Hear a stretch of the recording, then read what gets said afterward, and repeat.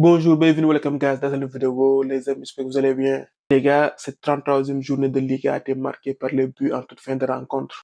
Les trois gros ont eu des fortunes diverses. L'Atlético s'est incliné 1-0. Le Barça a renversé le Celta Vigo grâce à un penalty de Rafinha. Et le Real a dominé Bilbao grâce à un super but de Valverde.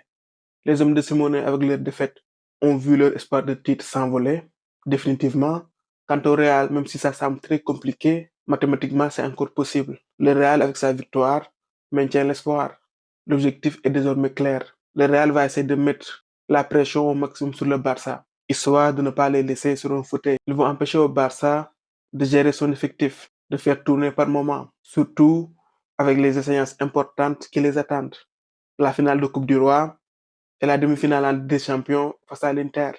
Contre le Celta, la défense du Barça a montré quelques signes de faiblesse, de fébrilité. Il y a peut-être un peu de fatigue qui commence à se faire ressentir. Jorge Iglesias a inscrit un triplé. Le Celta a su mettre en difficulté la défense haute du Barça, mais le Barça a su réagir. Et c'est ça aussi le football version flic. C'est marquer un but de plus que l'adversaire. Dans ce collectif, il y a un homme clé, c'est Lamine Yamal. Rafinha et Lewandowski affichent de meilleures stats, mais c'est Lamine Yamal le joueur le plus déterminant. C'est lui qui dynamise cette attaque. Il est le plus influent. C'est comme l'année dernière quand je disais que Vini était le meilleur joueur, le joueur le plus déterminant, même si certains affichaient de meilleures stats. C'est la même chose cette année avec Lamine Yamal au Barça. Le Barça avec et sans Lamine Yamal est différent. La demi-finale face à l'Inter s'annonce comme un vrai match piège. L'Inter au milieu a des joueurs techniques capables de garder le ballon, Barella, Mkhitaryan, Çalhanoğlu, et devant, ils ont des attaquants capables de fixer une défense.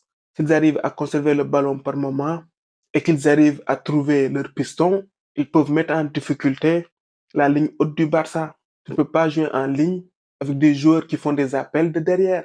La grande question, c'est est-ce que la défense de l'Inter pourra contenir l'attaque du Barça? Point d'interrogation. Concernant Real Bilbao, Ancelotti, en l'absence de Mbappé, est revenu au système de l'année dernière, avec Vini et Rodrigo devant et Jude en pointe haute du milieu. Il est clair qu'avec ce système, le Real est plus cohérent. La preuve avec la Ligue des Champions remportée l'année dernière.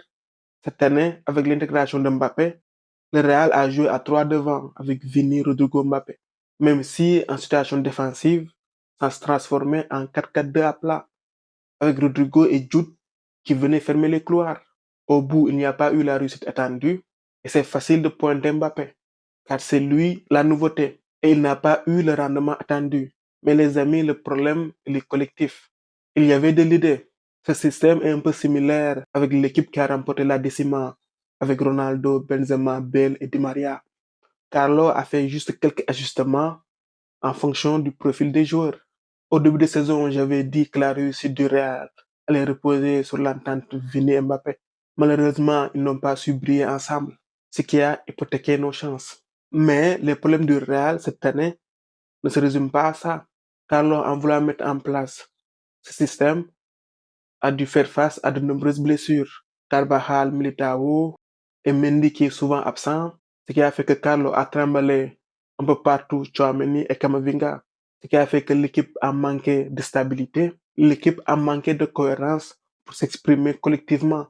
Les amis, je vais être très honnête avec vous. Si Carlo n'avait pas essayé de jouer avec les quatre de devant, j'allais lui en vouloir. Surtout qu'il l'avait déjà fait par le passé, avec Cristiano Ronaldo, Benzema, Bale et Di Maria. Bref, le problème, ce n'est pas qu'un seul homme, c'est un ensemble. Peut-être que si on avait plus de stabilité au milieu, ça allait être différent. Peut-être que si on avait un milieu avec un profil du type Xabi Alonso ou Toni Kroos, l'alchimie allait prendre. Je reviens au match. C'était une rencontre à sens unique. On se demandait si le Real allait parvenir à marquer.